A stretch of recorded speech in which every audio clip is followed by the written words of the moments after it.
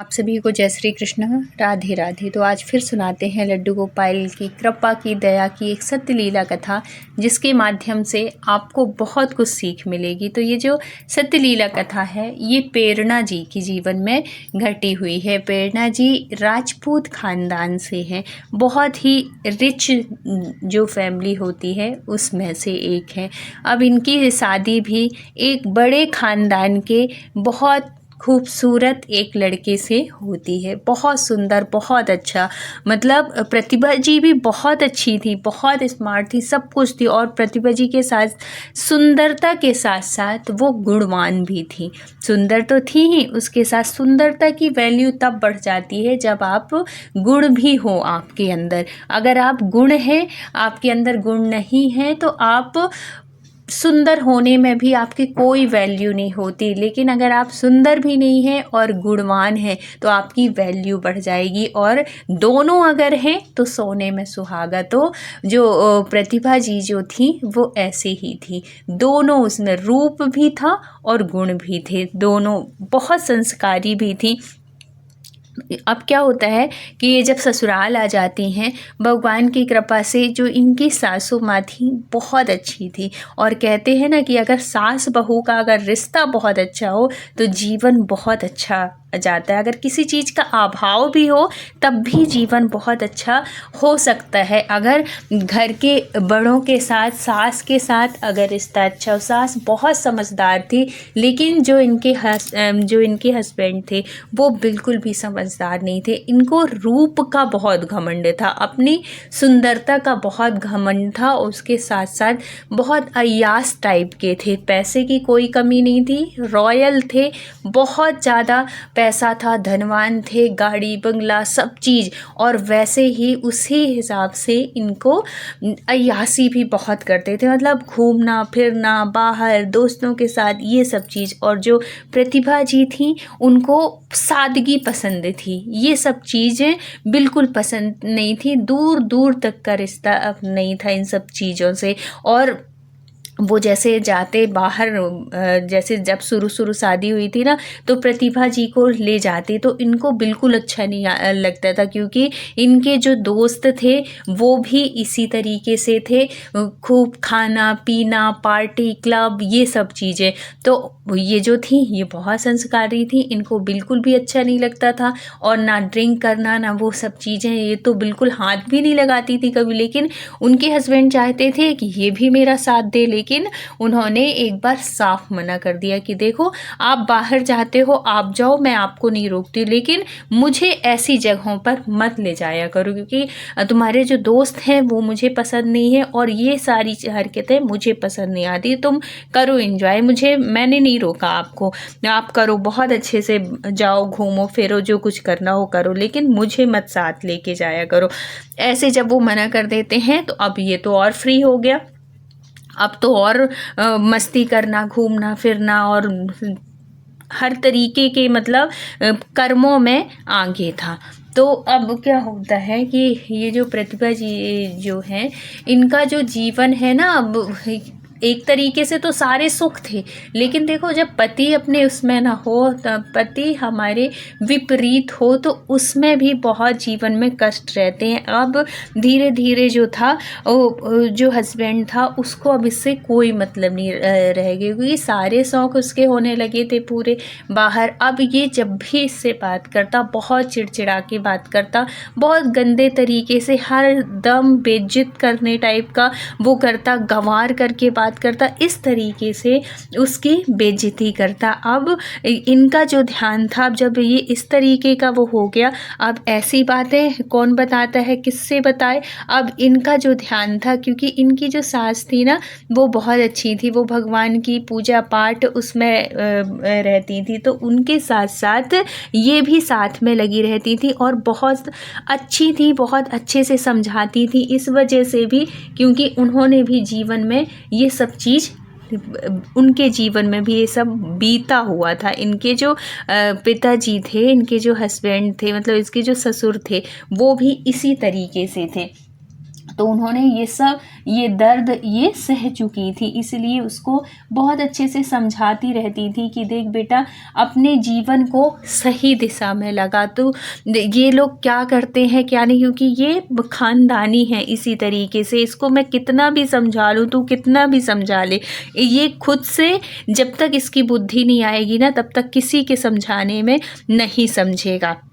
और है तो खूब इसके हस्बैंड भी, मतलब इसके जो ससुर थे, ये भी खूब ड्रिंक करते थे, खूब मौज मस्ती अय्यासी, ये भी वैसे ही थे। कुछ समय के बाद जब ज़रूरत से ज़्यादा चीज़ें बढ़ जाती हैं ना, तो हमारे शरीर में भी इफ़ेक्ट पड़ता है इसका। गलत पूरे टाइम ड्रिंक करना, पूरे टाइम वो करना, तो शरीर का भी तो नुकसान ही होता है। कुछ समय के बाद उनकी भी डेथ हो जाती है। अब ये जो सास थी वो अकेले थी, लेकिन ये भक्ति में मुड़ी हुई थी, तो इतना ज़्यादा उनके जीवन में, देखो पति के जाने के बाद फ़र्क तो पड़ता है, लेकिन जब हम भक्ति से जुड़ जाते हैं तो हमारा जीवन बड़े शांति से, सुकून से चलता है। अब वो कहती है कि तू भी भगवान के सहारे रहे, भगवान की भक्ति कर, भगवान करे तेरा जो बेटा है, और उसका एक बेटा भी कुछ सालों में हो गया था प्रतिभा जी का, तो वो कहती हैं कि भगवान भक्ति कर और भगवान करे कि ये इन लोगों के उसमें ना जाए, एक अच्छा बच्चा निकले, एक हमारे जो ख़ानदान है, हमारा जो कुल है, उसका नाम रोशन करे, नाम गंवाए ना।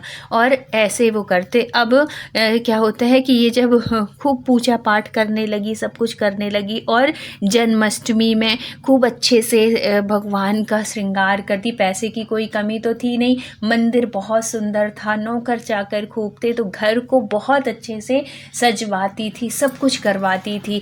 और एक बार क्या हुआ कि ये जब इनकी जो सासू माँ थी, ये जो लड्डू गोपाल लाई थी ना, तो उनका ये जन्मोत्सव मनाती थी। जैसे जन्माष्टमी में तो होता ही है हमारे कन्हैया का, लेकिन जब इनके घर में ये लड्डू गोपाल आए थे और युगल किशोर इनके घर में थे, खूब सुंदर प्रतिमा थी, युगल किशोर, राधा और कृष्ण की मूर्ति, तो ये सब जब आए थे तो इनका ये जन्मोत्सव टाइप का घर में बहुत भव्य तरीके से मनाया जाता था।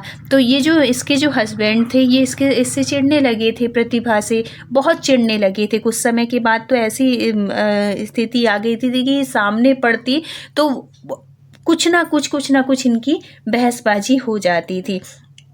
अब क्या होता है कि ये जब आता है, इसका प्रतिभा के जो हस्बैंड हैं वो आते हैं, घर को देखते हैं, बहुत सुंदर से सजा हुआ था।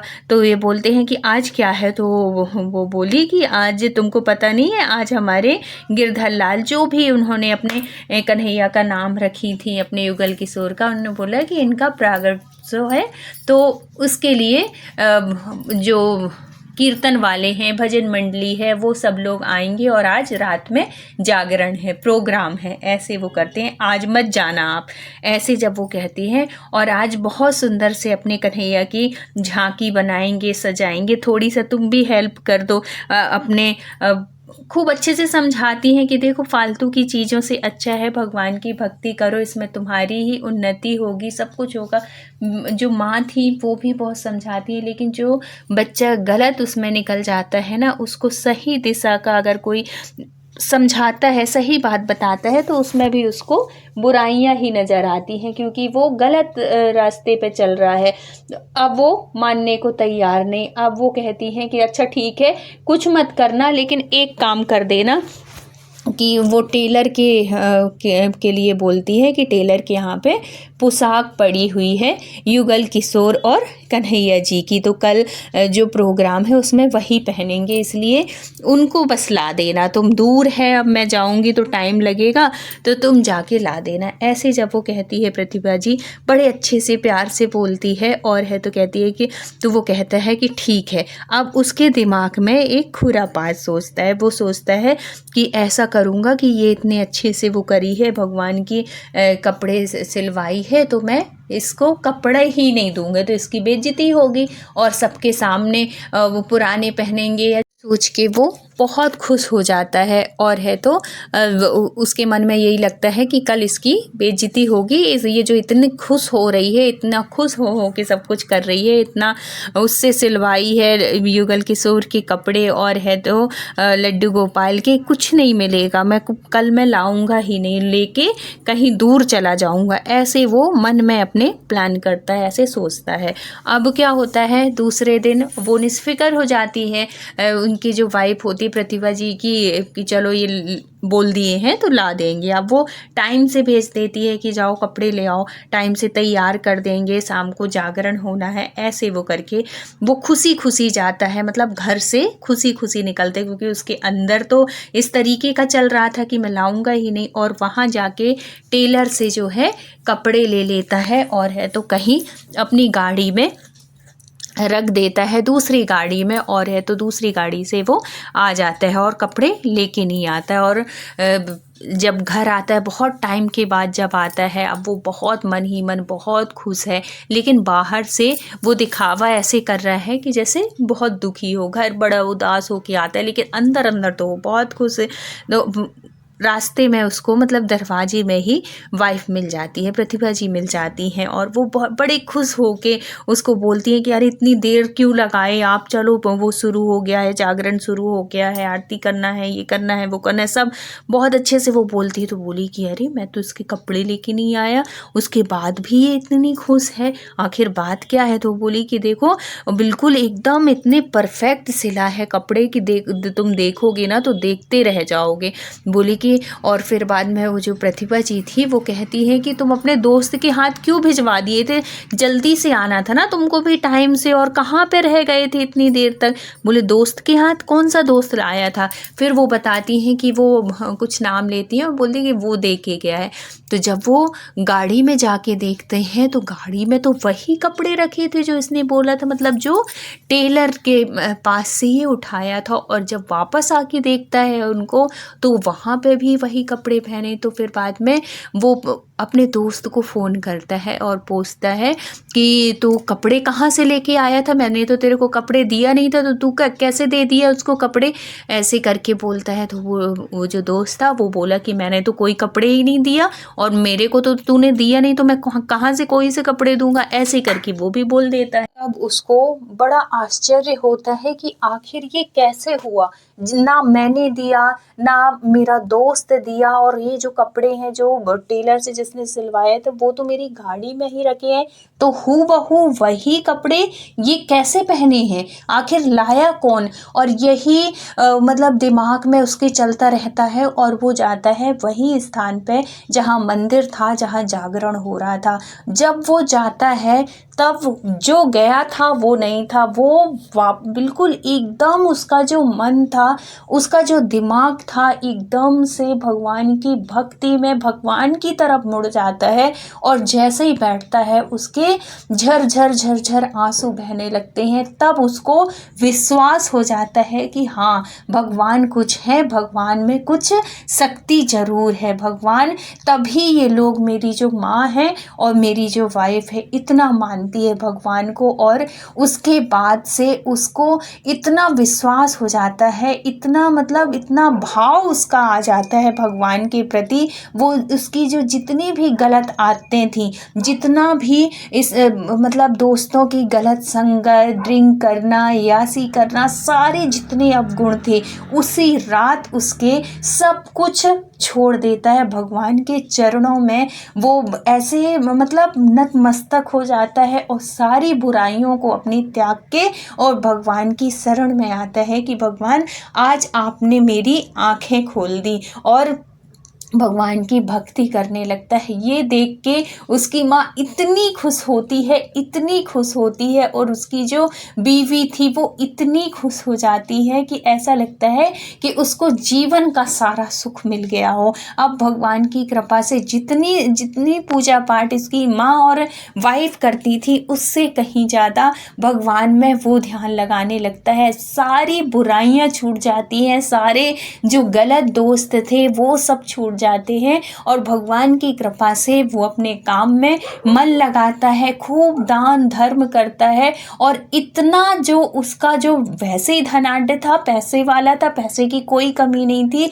भगवान की कृपा से उसकी जो धन दौलत है वो दिन रात मतलब कहते हैं ना, दिन दूनी रात चौगनी बढ़ना, वैसे ही होती है। और जो उसके बच्चे थे वो भी बहुत अच्छे संस्कारी। तो ये होता है भक्ति का प्रभाव। अगर हम मन से दिल से भगवान की सेवा करते हैं तो हमारे घर में एक ना एक दिन ऐसा ज़रूर आता है जब हमारे घर में सब कुछ सही हो जाता है। तो हमारे कन्हैया बहुत दयालु हैं, बहुत कृपालु हैं। अगर आप सच्चे दिल से सच्चे मन से उनकी भक्ति करते हैं और कोई चीज़ चाहते हैं तो वो इच्छा आपकी ज़रूर पूरी करते हैं। आज नहीं तो कल आपका जीवन ज़रूर बदलता है और सब कुछ अच्छा होता है भगवान की कृपा से। उसके लिए आपको आपके कन्हैया के ऊपर विश्वास होना चाहिए, उन पर भरोसा होना चाहिए, अटूट प्रेम होना चाहिए।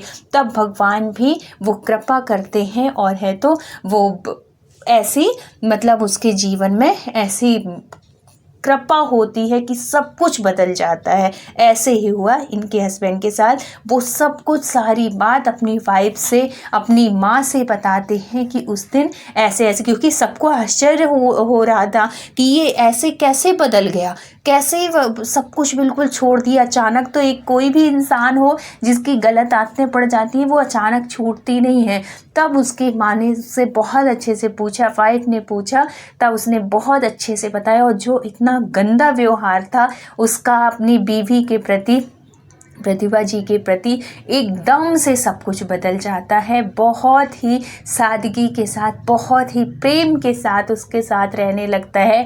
मान सम्मान सब कुछ उसको, जीवन का सारा सुख जो उसका छिन गया था वो सारा सुख उसको मिलता है। तो हमारे कन्हैया बहुत दयालु हैं, बहुत कृपालु हैं। कभी आप मतलब विश्वास मत खोइए और कभी आप निराश मत होइए कि मेरे जीवन में तो कोई सुख ही नहीं है, मेरे जीवन में तो कष्ट ही कष्ट है। ये समय होता है, सबका बदलता है। कहते हैं ना, घूरे के भी दिन बदलते हैं। तो हम इंसान हैं और हम भक्ति कर रहे हैं तो हमारे भी दिन एक दिन ज़रूर बदलेंगे। भगवान पर विश्वास रखिए। तो कन्हैया जी सबके ऊपर ऐसे ही कृपा बनाए रखना। तो अगर वीडियो अच्छी लगी हो तो प्लीज़ लाइक शेयर और सब्सक्राइब करिएगा। राधे राधे।